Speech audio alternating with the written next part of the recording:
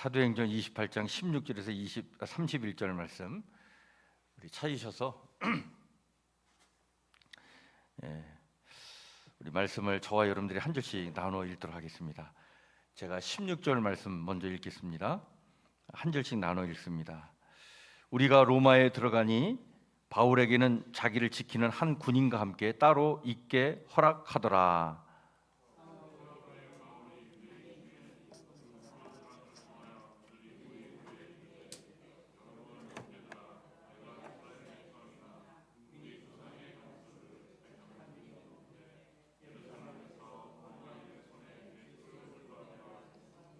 로마인은 나를 신문하여 죽일 제목이 없으므로 석방하려 하였으나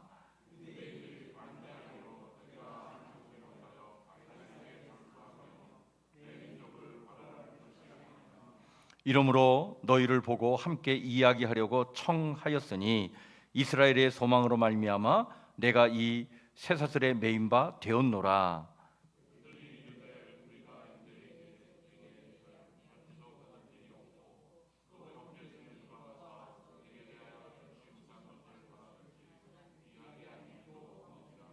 이에 우리가 너의 사상이 어떠한가 듣고자 하니 이 파에 대하여는 어디서든지 반대를 받는 줄 알기 때문이라 하더라.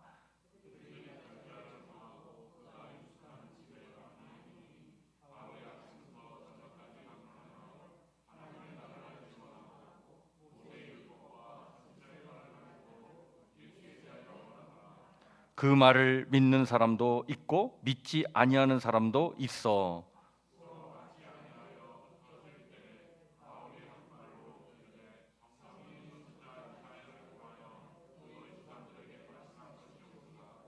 일러스되 이 백성에게 가서 말하기를 너희가 듣기는 들어도 도무지 깨닫지 못하며 보기는 보아도 도무지 알지 못하는도다.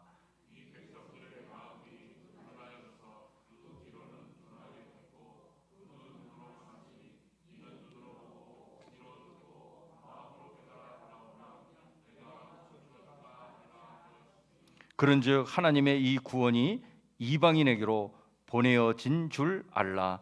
그들은 그것을 들으리라 하더라.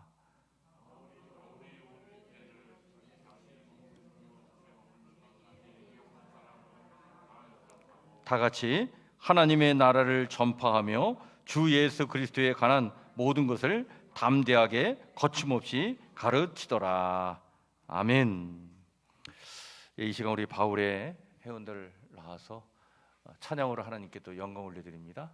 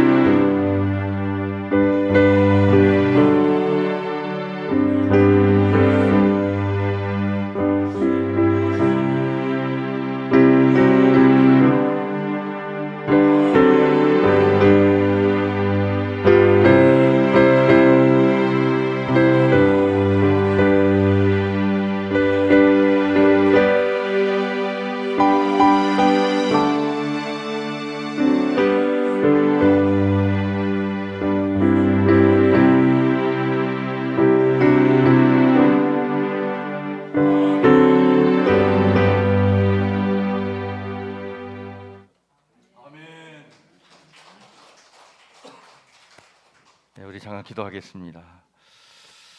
하나님, 오늘 바울의 우리 회원들의 이 찬양의 고백이 오늘 우리의 고백이 되길 원합니다. 하나님, 주님 늘 우리와 함께 동행해 주셔서 우리가 어디에 있든 그곳에서 하나님의 나라를 경험할 수 있도록 도와주시옵소서.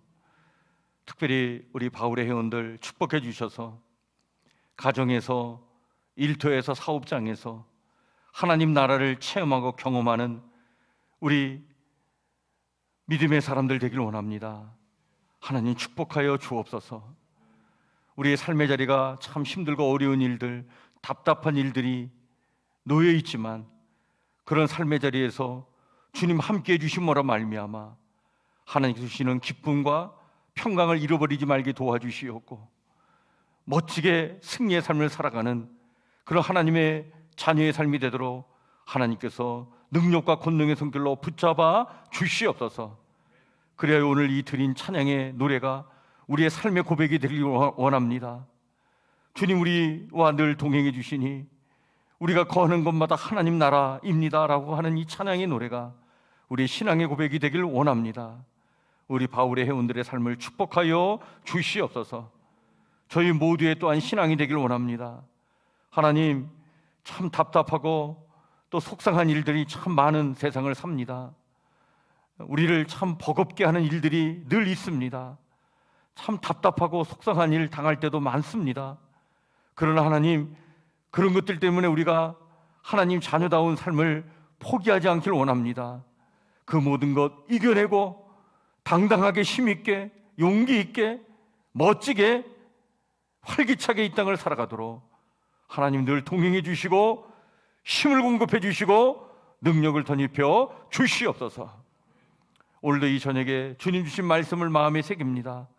그 말씀 붙잡고 기도할 때에 우리 가운데 주의 은혜를 충만케 하여 주시옵소서. 주의 인도하심의 은총을 간절히 구하오며 예수님 이름으로 기도하옵나이다. 아멘. 오늘 저녁에 우리 바울의 회원들 찬양 감사합니다. 우리 지난번 4월 10일 선거하는 날은 또 우리 바울의 주관으로 우리 북한산 우이령길 이렇게 가벼운 산책도 하고 또 거기서 맛있는 또 이렇게 식사도 하고 그렇게 이렇게 왔습니다. 참 교회에서 구석구석 이렇게 여러모로 우리 바울의 회원들이 참 많은 일을 하는데 이런 많이 이렇게 위해서 기도해 주시고 격려해 주시고 또 동참해 주시길 바랍니다. 우리가 지금 성경을 통독하고 있는데요. 성경 통독도 참 중요한데 그 성경 통독하는 중에 그래도 찬찬히 말씀을 이렇게 좀 깊이 있게 살피는 시간도 필요하다 싶어서 이렇게 수요 예배 때나 새벽 예배는 주로 그 통독하는 부분에 한 그 본문 말씀을 선택해서 이렇게 찬찬히 살피는 시간을 갖고 있습니다. 오늘도 우리가 사도행전 21장부터 28장까지 읽는 날인데 오늘 이 수요일 저녁에는 28장 16절에서 31절 말씀을 좀 살피려고 합니다. 여러분, 그 말씀을 이렇게 찬찬히 살피면 이 본문 말씀에서 우리에게 우리가 몰랐던 것을 이렇게 이 본문 말씀이 자세하게 알려줄 때가 참 많아요. 근데 그런 걸 우리가 이렇게 찬찬히 살피는 것도 참 은혜가 된다 싶습니다. 우리 사도행전은 몇 장으로 끝나죠? 28장으로 끝나요. 이제 사울의 이제 사역의 막바지 이야기를 우리에게 소개해주면서 사도행전이 끝나는데 사도 바울이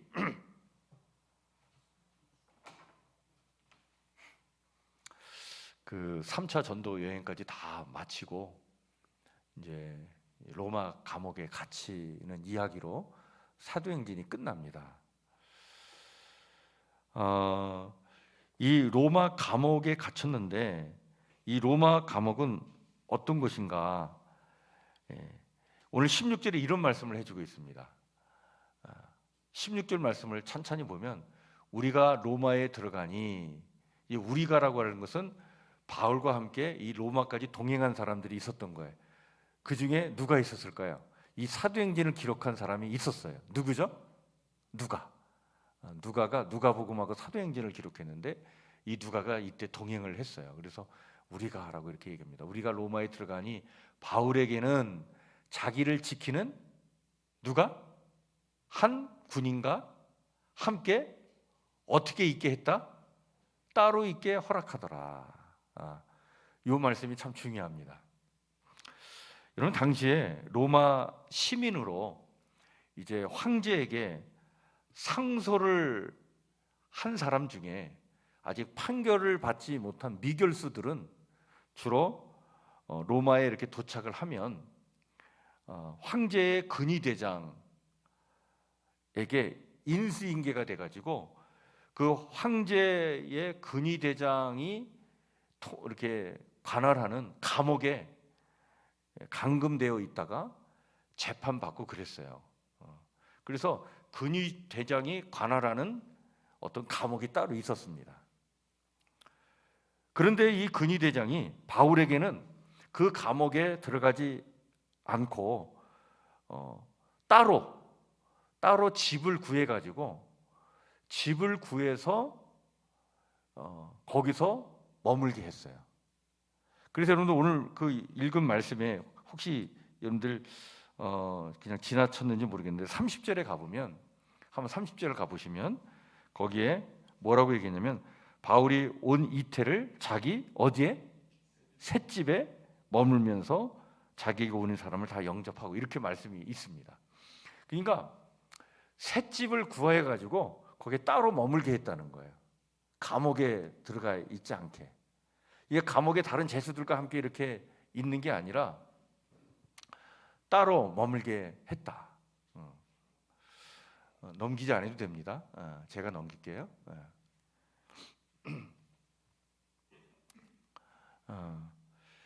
그래서 그 셋집을 구하게 했는데, 이 셋집은 본인이 구해야 되는 거예요. 그러니까 다른 죄수들과 감옥에 들어가면 불편한 일이 많이 있을 텐데 따로 배려를 해준 거예요. 근위대장이. 이게 바울이 이렇게 어떻게 보면 배려를 받았는데 그 이유가 뭘까? 여러 가지가 있는데, 물론 이제 아주 흉악범이 아니기 때문에, 또 바울에 대한 그 여러 가지 이렇게 좋은 소문들이 있었기 때문에 아마 근위대장도 알았을 거예요.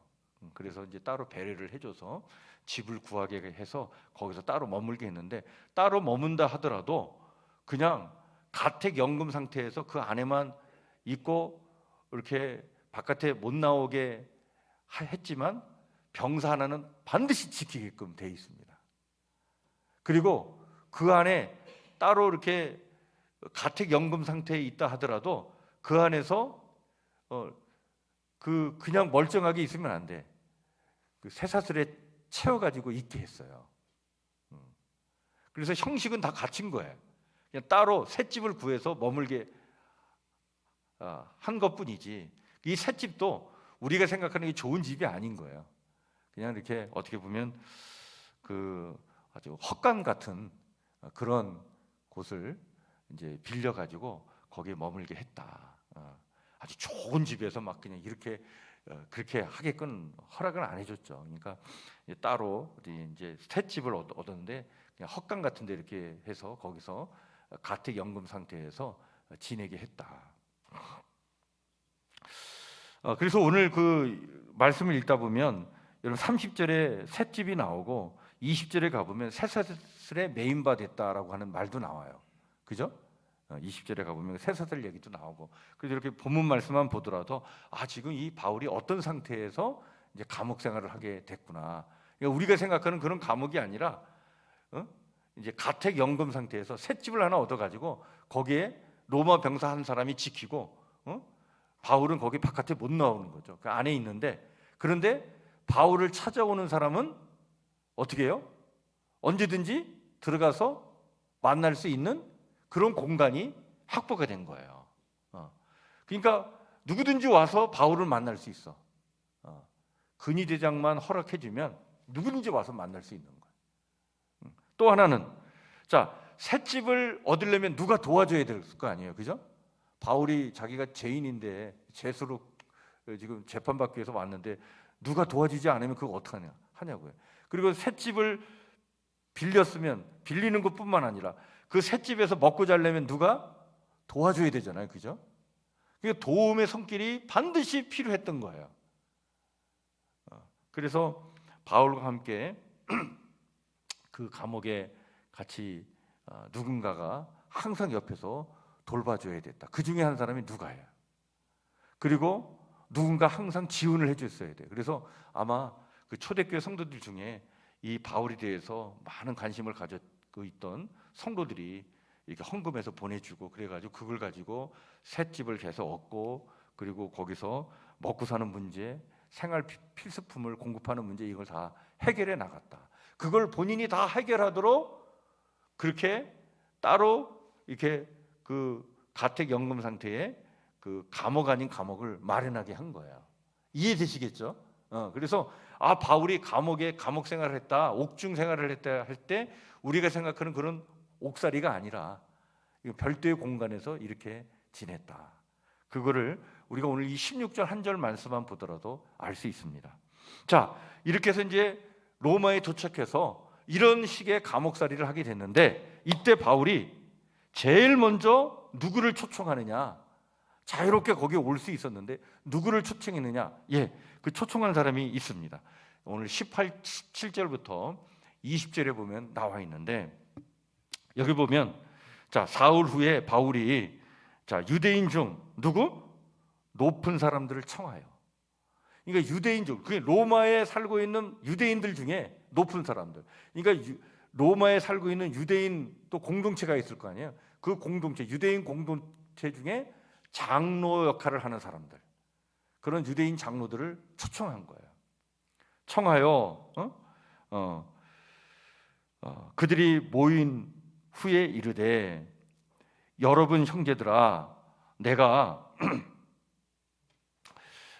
이스라엘 백성이나 우리 조상의 관습을 배척한 일이 없는데 예루살렘에서 로마인의 손에 죄수로 내준 바 되었으니 로마인은 나를 신문하여 죽일 제목이 없으므로 석방하라 했으나 그 예루살렘에서 유대인들이 하도 반대를 많이 해서 내가 마지못하여 가이사에게 항소하게 돼서 내가 이곳까지 로마까지 오게 됐다. 근데 내 민족을 고발하는 것이 아니었다. 이러므로 너희를 보고 함께 이야기하려고 청하였으니 이스라엘의 소망으로 말미암아 내가 이 쇠사들의 메인바 되었다. 내가 지금 이렇게 쇠사들의 메인바 된 이유는 내가 내 민족을 막 고발하고 막 비난해가지고 우리 유대 민족들을 이렇게 해하려고 해서 내가 이렇게 온 게 아니다 말이야. 내가 여기 온 이유는 뭐야? 이스라엘의 무엇으로 말미암아?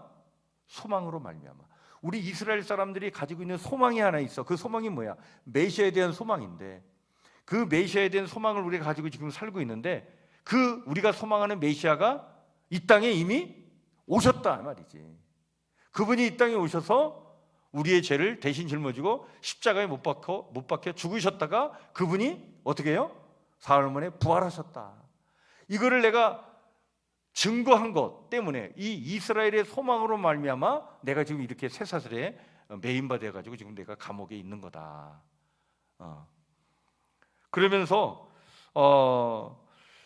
내가 이러한 것을 당신네들과 지금 이야기하기 위해서 초대하려고 한다. 이렇게 이제 초청을 한 거예요. 그랬더니 응답이 왔습니다. 21절, 22절이 응답이에요. 뭐라고 하냐면 그들이 이르되 우리가 유대에서 내게 대한 편지도 받은 일이 없고 또 형제 중 누가 와서 내게 대하여 좋지 못한 것을 전하든지 이야기한 일도 없느니라. 이에 우리가 너의 사상이 어떠한가 듣고자 하니 이 파에 대하여는 어디서든지 반대를 받는 줄 알기 때문이라 하더라. 이 말씀이 굉장히 중요합니다. 왜 바울이 로마에 도착하자마자 그 로마에 있는 유대인들의 그 높은 사람들, 장로들을 초청해가지고 이야기하고자 했을까? 이유가 있었어요. 그건 뭐냐면 이미 바울이 3차 전도 여행을 마치고 예루살렘으로 돌아갔을 때 예루살렘에서 막 유대인들이 막 그냥 이 바울이 배교자, 원래 유대 전통주의자였는데 거기서 완전히 배교해가지고 그 기독교인 크리스찬이 됐다는 거에 대해서 막 분개해가지고 바울을 죽이려고 하는 사람들이 많았어요. 어떤 사람들은 그 바울을 죽이기 전까지는 자기들은 먹지도 않겠다라고 하는 그 결사대가 결성이 됐는데 그 결사대가 몇 명이나 됐느냐? 40명이나 됐어요. 40명. 그 40명의 결사대가 형성이 돼가지고 그냥 바울을 그냥 해치려고만 한 거예요. 그러니까 그 막 폭동이 일어나면서 바울이 그 예루살렘에서 잡혀가지고 재판을 받게 됐는데 거기서 재판 받으면 죽을 것 같았던 거예요. 그래서 나는 로마 시민권을 가지고 있는 사람이니까 나는 가이사 황제 앞에 가서 내가 재판을 받겠다. 그래가지고 예루살렘에서 그래? 그러면 가이사에 가서 그 로마 황제 앞에서 그 재판 받으려면은 여기 예루살렘에 있지 말고 가이사라 있어라. 가이사라의 그 로마 총독 관저가 거기 있었거든요. 거기 머물러 있다가 그 다음에 이제 거기서 총독 허락하에 이제 로마로 가게 되는데 그래서 가이사에 가가지고 거기서 2년을 머물게 됩니다. 근데 2년을 머물 일이 아니었는데 당시에 총독이 누구였냐면 벨릭스라고 하는 총독이 있었어요. 이 총독이 총독으로 있을 때 이 바울을 가이사라에 묶어놨어요. 왜 묶어놨냐면 이 벨릭스가 아주 조금 나쁜 사람이야. 그 바울이 왔으면 빨리 처리해가지고 로마로 빨리 이렇게 보내서 재판받게 해야 되는데 그 가이사라 감옥에 2년 동안을 잡아놓은 거예요. 두 가지가 목적이 있었는데 하나는 유대인들로부터 자기가 환심을 얻기 위해서 내가 너희들이 미워하는 이 바울을 내가 이렇게 가둬두고 있다. 그러면서 그냥 일부러 그냥 옥에 가둬두고서 자기가 뭐 유대인들을 위해서 뭐 하는 것처럼 그렇게 한 거예요. 그리고 또 하나 이 바울을 도와주는 사람들이 있었거든요. 감옥에 찾아와서 모두 이렇게 막 전달해주고 막 그러니까 자꾸 이제 성도들이 또 헌금도 보내주고 그러니까 벨릭스 총독이 바울이 돈이 많은 줄 알았어요. 그래갖고 이 뭔가 이 바울에게서 뭔가 얻을 게 있겠다 싶어가지고 자꾸 와서 찔른 거예요. 뭐 좀 달라고 말이지. 근데 이 바울이 뭐 줄 게 뭐가 있어요. 그러니까 오면은 하나님 말씀 전하고 벨릭스에게 복음 전하고 막 그러니까 그냥 이렇게 질질 한 2년을 붙잡아놓은 거예요. 그러다가 벨릭스 총독이 이제 바뀝니다. 베스도라고 하는 총독으로 바뀌어요. 이게 사도행전에 다 나오는 말씀이에요. 베스도 총독이 딱 되고 난 다음에 이 베스도 총독은요, 이 진짜 사람이 싸나이에요. 그런 게 없어요. 군더더기가 없는 사람이 와서 딱 자기가 보니까 이거 그냥 바울을 그냥 붙잡아 놓고 있는 문제가 아닌 거예요. 빨리 이걸 왜 보내야지. 그래갖고 베스도 총독이 빨리 보냅니다. 조사해 보니까 이 바울은 이런 문제 가지고 재판 받을 사람이 아닌데, 근데 이미 그 황제 앞에 가서 재판 받겠다고 상소를 했기 때문에 어쩔 수 없이 이제 이 베스도가 보내게 돼요. 그래서 그냥 그래갖고 이제 가게 되죠. 그래서 이제 가는 중에 뭐 풍랑을 만나고 어려움을 겪고 그러다가 이제 간신히 로마 감옥에 이제 도착하게 된 거예요. 그래서 2년 만에 온 거야. 2년 만에. 그런데 그 2년 동안에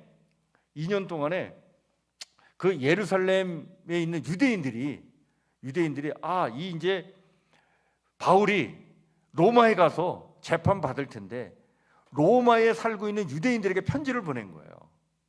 너희들이 그 바울이 반드시 로마에 가게 되면 이 바울이라는 놈이 어떤 놈인지 잘 알아라.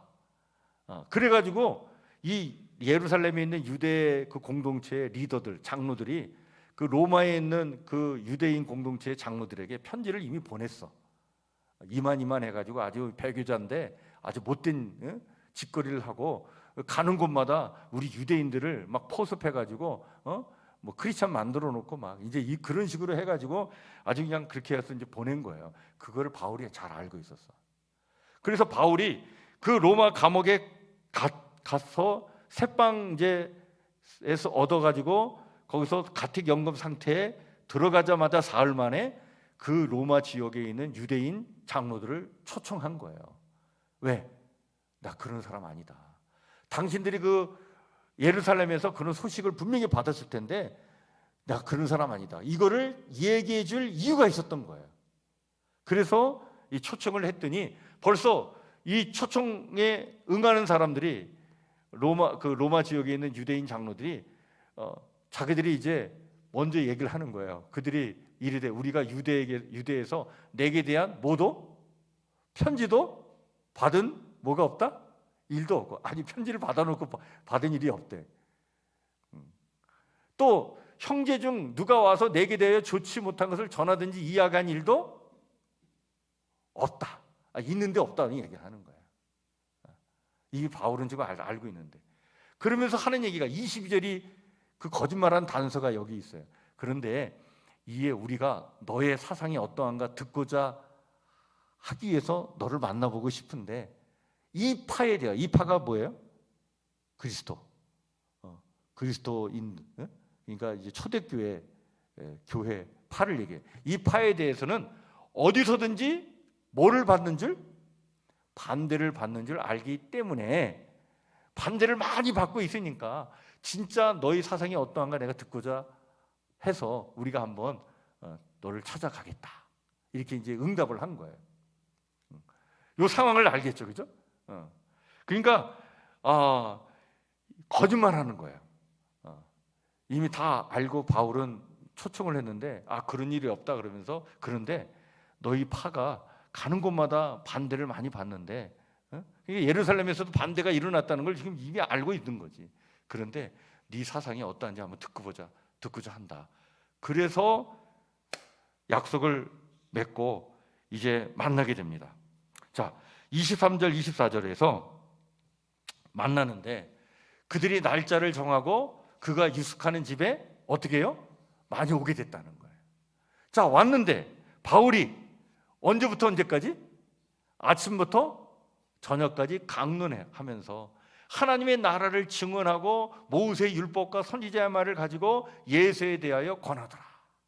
그러니까 구약 성경에 모세의 율법과 선지자들의 말씀을 통해서 거기서 예수에 대해서 예언한 말씀들이 어떻게 성취되었는가, 그냥 구약 성경에 있는 모든 내용들을 쫙 꿰뚫어 가지고 말이죠, 이야기한 거예요. 여기 아침부터 저녁까지가 굉장히 중요합니다. 이런 아침부터는요, 우리가 생각하는, 우리는 아침 그러면 언제 정도 시간을 생각하죠? 아침부터 저녁까지 뭐 강론을 했다, 뭐 그러면 아침 한 10시 정도, 아침밥 먹고 와가지고 좀 이렇게 좀 있다가 한 10시나 11시 정도부터 강의 듣고 저녁 먹기 전까지, 그 정도 해야 아침부터 저녁까지, 우리 이렇게 생각하잖아요. 근데 유대인들의 아침부터 저녁까지는, 이게 아침부터 저녁까지는요, 해가 뜰 때부터 해가 질 때까지, 그게 유대인들의 아침부터 저녁까지 시간 개념이에요. 그러니까 아침부터 저녁까지, 해가 뜰 때부터 질 때까지 강론을 했는데, 무슨 얘기냐면 해가 뜰 때부터 왔다는 거예요. 그러니까 뭔가 이 시간 약속을 했는데 해가 뜰 때부터, 밝아지는 그 순간부터 찾아와서 바울의 이야기를 듣고 싶은 그런 열망도 이들이 있었어요. 도대체 이 바울이라는 작자가 도대체 무슨 얘기를 하길래 가는 곳마다 유대인들이 그리스도인이 되는가, 그 이유가 뭔가 말이야. 그리고 도대체 이 바울이라는 사람이 무슨 얘기를 하길래 그 예루살렘에서 그렇게 유대인들이 막 날뛰면서 이 사람을 죽이려고 했는가, 굉장히 궁금한 거예요. 그래서 이 궁금한 생각에 아침 일찍 해 뜰 때부터 한번 들어보자, 그래서 일찍 찾아온 거예요. 그러면서 그들에게 말을 하는데 해가 질 때까지 얘기했다. 와. 그러니까 그 듣는 사람들 그렇고 찾아온 사람들에게 아침부터 저녁까지, 해가 뜰 때부터 해가 질 때까지 강론하는 바울도 열정이 보통이 아닌 거예요. 여러분, 바울은요 사실 지금 인생 말년이었거든요. 그래서 바울이 지금 60대가 지금 넘어갈 시점이에요. 이때가. 지금 60대면 한창 젊을 때죠, 그죠? 근데 이때 60대면은 노년이거든요. 진짜 노년기에. 그리고 지병도 있었고, 그리고 팔에 쇠사슬이 묶여 있었죠. 또 그 새빵살이 하면서 가택연금이지만 거기서 뭐 이렇게 제대로 이렇게 식사를 할 수 있는 상황도 아니고, 그러니까 여러 가지 참 불편한 가운데도 찾아온 사람들에 대해서 정말 얼마나 생명을 다해서 말씀을 전했는가, 그것을 느낄 수 있는 말씀이 아침부터 저녁까지. 참 대단했구나, 바울이. 그냥 얼마나 열정적으로 막 그냥 하나님의 나라에 대해서, 예수 그리스도의 복음에 대해서 얘기를 했는지. 그걸 듣던 사람들이 오늘 24절에 보니까, 자, 그 말을 어떻게 해요? 믿는 사람도 있었고, 또 어떻게? 믿지 아니하는 사람도 있었다. 이 믿는 사람들은 이제 나중에 로마 교회 이제 성도들이 되는 거예요. 여러분, 이렇게 해서 바울이요, 로마 감옥에 갇혀 있는 상황 속에서 계속 복음을 전한 거예요. 찾아오는 사람들에게만 계속 복음을 전한 거예요. 근데 여러분들이 와서 이때 모인 사람들이 듣고 가가지고 또 다른 사람들이 또 얘기했겠지. 그래서 그 얘기를 듣고 또 뭔가 확인차, 야 그래 나도 한번 얘기 듣고 싶다. 그러면 또 찾아갔을 거 아니에요, 바울에게. 그러면 또 찾아오는 사람에게 또 이렇게 열정적으로 막 복음을 전하고. 그래서 바울이요, 로마 감옥에 갇혔어도 복음을 전하는 일을 멈춘 일이 없어요. 이렇게 사명을 감당했다.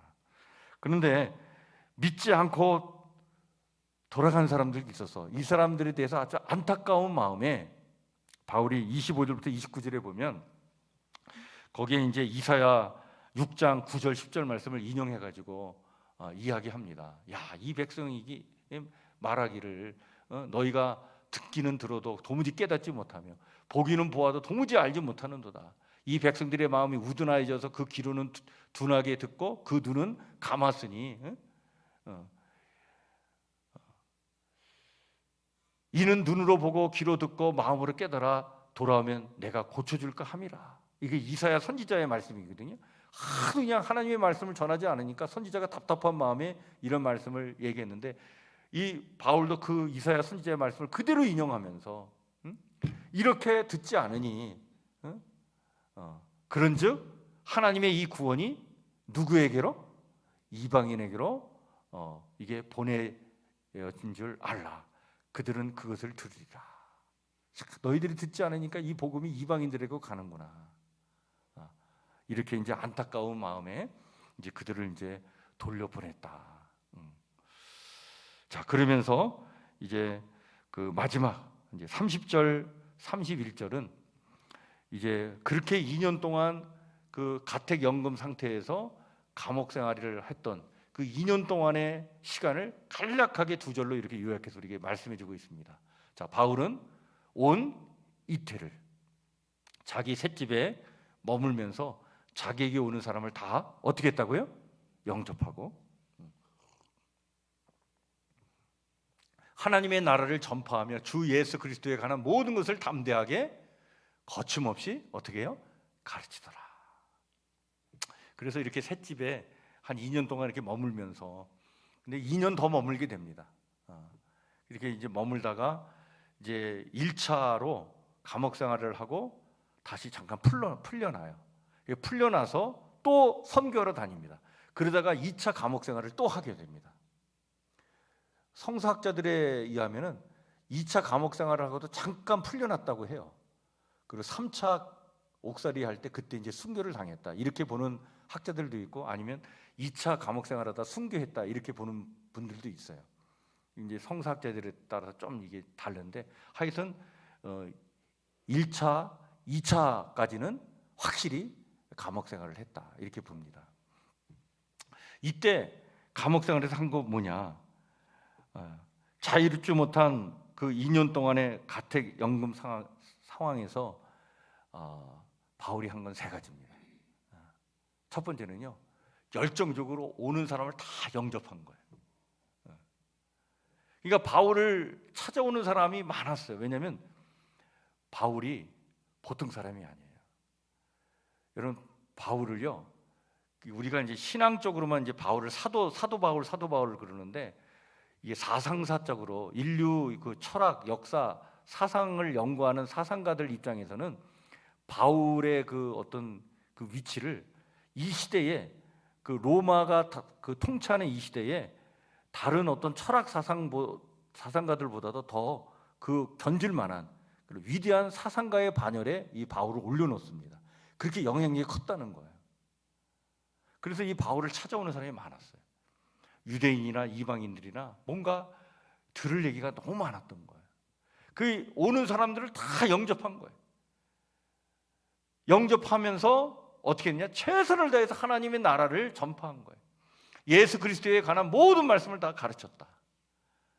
그러니까 아침부터 저녁까지 그 정도의 열정으로 이 감옥에서 이 일을 했다. 그리고 마지막 하나, 이 본문에는 없지만 우리가 다 알고 있는 사실이죠. 이 옥중에 있으면서 옥중 서신을 씁니다. 그러니까 옥중에 있으면서도 자기가 그 선교 여행하면서 세웠던 교회들마다 문제가 있었던 것, 그걸 해결해 주기 위해서 옥중 서신을 써요. 그래서 나온 서신서가 뭐예요? 에베소서, 빌립보서, 골로새서, 빌레몬서. 요 네 권의 서신이 옥중 서신이에요. 옥중에서 쓴 편지입니다. 그러니까 이 바울이 그 감옥에 있으면서도 찾아오는 사람에게 복음을 전할 뿐만 아니라 자기가 세운 교회들을 한 번도 이렇게 생각하지 않고 지나간 적이 없었구나. 항상 교회를 가슴에 품고 위해서 기도하고 문제가 있으면 해결하고자 편지를 써서 보내고, 그렇게 감옥에서 생활을 했구나. 이렇게 감옥 생활을 바울이 10년을 합니다. 그러니까 10년 동안 감옥에서 한 것이 참 많았던 거예요.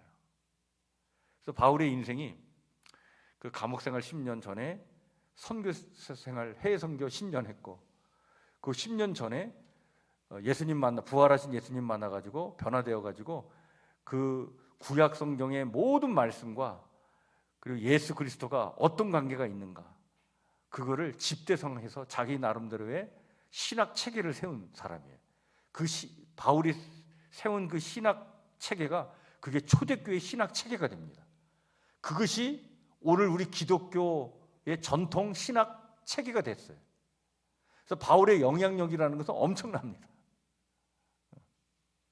그 10년 동안을 그거를 준비를 해요. 그리고 나서 그가 이제 하나님의 부름을 받아서 안디옥에 가서 공동 목회를 하다가 이제 선교 사역을 하면서 10년 동안 해외 선교를 하고, 그리고 이제 10년 동안 이렇게 감옥 생활을 하고, 그리고 이제 세상을 이제 순교당해서 떠나게 되는데,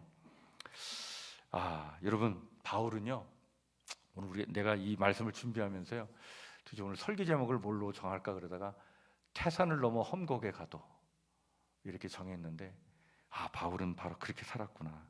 그러니까 태산을 넘어 험곡에 가도 복음을 전하는 일과 교회를 세우고 교회를 사랑하고 교회를 아끼는 일에 최선을 다했구나. 그래서 우리가 바울을 통해서 배우는 게 있습니다. 그게 바로 뭐냐면, 중요한 것은 장소가 아니었다는 거예요. 뭐가 중요했냐? 열정과 의지였다. 이게 어떻게 가능했을까? 그러니까 바울은요, 장소가 중요하지 않아요. 장소가. 그래서 뭐 자기가 감옥에 있든 어디에 있든 간에 난 그걸 뭐 상관하지 않겠다. 그래서 나중에 3차 선교 여행 끝나고 예루살렘으로 돌아갈 때 많은 사람들이 말리잖아요. 막 오늘 그 사도행전 21장에 보면 당신 가면 큰일 난다. 막 아가보라고는 예언자도 막 예언하면서 사도 바울이 허리띠를 띠고 있는 걸 탁 뺏어가지고 자기 몸을 막 묶으면서 당신 예루살렘에 가면 이렇게 붙잡힌다. 막 그래도 난 가야 된다. 그러니까 바울의 그 의식 속에는 뭐가 있었냐면, 장소가 중요한 게 아니라 열정과 의지가 중요했구나. 근데 이게 어떻게 가능했을까요? 여러분, 사도행전은 그것에 명확한 답을 우리에게 이야기해 주겠습니다. 뭐냐면, 바로 바울 안에 성령님이 함께 하신 줄 믿으시길 바랍니다. 그러니까 성령님께서 늘 충만한 은혜로 함께 주시니까 성령님께서 부어주시는 그 생명력, 그 에너지를 공급받으니까 그 열정과 의지가 식지 않았던 거예요. 그래서 이런 사명을 끝까지 감당했구나. 그래서 여러분, 사도행전은요, 우리가 사실은 타이틀이 잘못됐어요. 사도들의 행전이 아니라 성령의 행전인 줄 믿습니다. 그래서 이 책 이름을 바꿔야 돼요. 사도행전이 아니라 성령행전이에요. 그러니까 사도 바울뿐만 아니라 다른 제자들 속에 성령께서 강력하게 역사하셨을 때 이렇게 장소가 중요한 게 아니라 끝까지 열정과 의지를 가지고 복음을 전하는 사명을 감당했구나. 여러분, 우리에게도 주신 사명, 또 우리에게 주는 어떤 역할, 또 우리가 감당해야 될 일들, 이거를 끝까지 열정을 잃지 않고 강한 의지를 가지고 감당할 수 있는 것은 나만의 힘으로 가지고는 안 돼요. 성령께서 나와 함께 주셔야 될 줄 믿습니다. 그래서 이 성령의 은혜가 우리 안에 있으면요, 그냥 장소가 어떻든, 내 지금 처지가 좀 어떻든 상관없이 그냥 복음을 위해서 사는 거예요. 사명을 위해서 사는 거예요.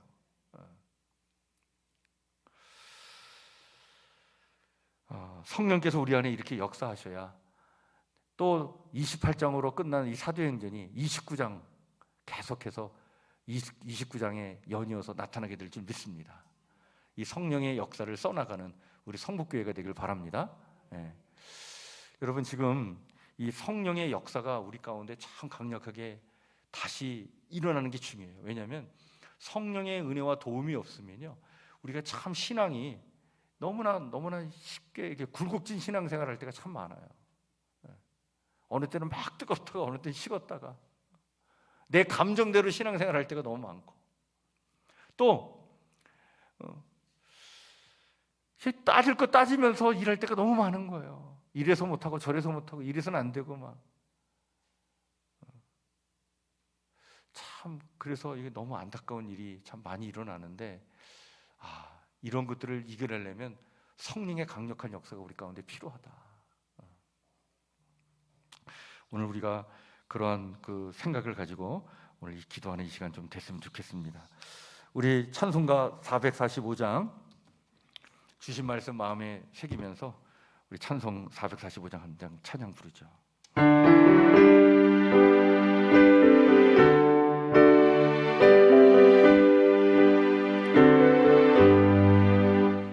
산을 넘어 험곡에 가도 빛 가운데로 걸어가며 주께서 항상 지키시기로 약속한 말씀 변치 않네. 하늘의 영광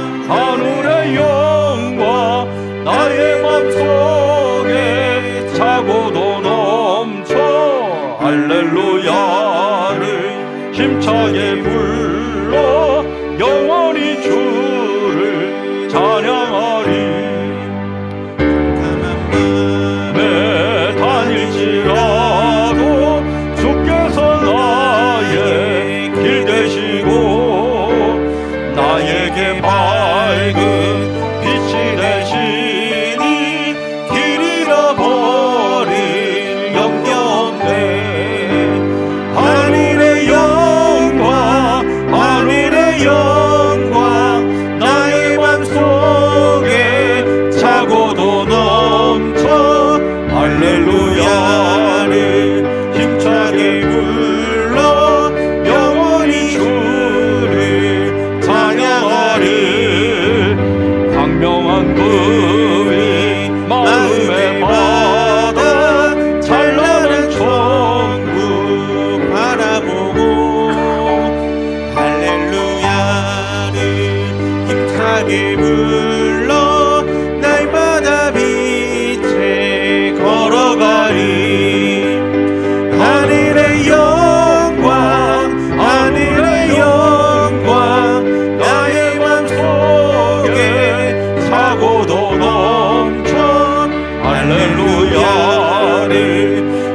신나게 불러 영원히 주를 찬양하리.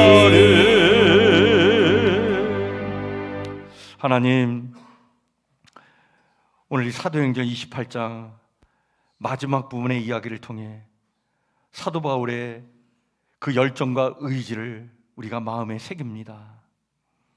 장소가 중요한 것이 아니었고 하나님 나라에 대한 열정, 예수 그리스도의 복음을 전하기 위한 그 강한 의지가 아버지 하나님의 식어지지 않았던 바울의 믿음을 바라봅니다. 이런 믿음이 우리 안에 있기를 원합니다. 하나님, 우리와 함께하여 주시옵소서. 우리에게 이러한 믿음이 있게 하여 필요한 것이 있습니다. 성령님, 우리 가운데 오시옵소서. 충만한 은혜로 우리와 함께하여 주시옵소서. 성령님께서 우리 안에 임재해 주셔서 살아있는 영, 하나님의 영, 성령님이 우리의 영을 살게 하셔야 우리가 살아있는 영혼으로 열정과 의지를 가지고 하나님이 원하시는 일을 끝까지 감당할 수 있는 줄 믿사오니 하나님, 우리의 믿음을 붙잡아 주시옵소서.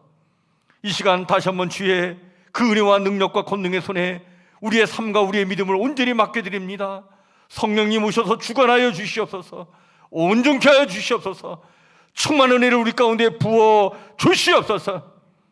아버지 하나님, 그리하여 하나님 나라와 교회를 위하여 아버지는 예수 그리스도의 이 진리와 복음을 위하여 우리 또한 힘써 아버지님이여 증거하며 전하며 가르치며 애쓰는 하나님의 거룩한 주의 백성들, 또한 예수님을 따르는 주의 제자가 되기를 원하오니 하나님, 우리의 믿음을 온전케 하여 주시옵소서.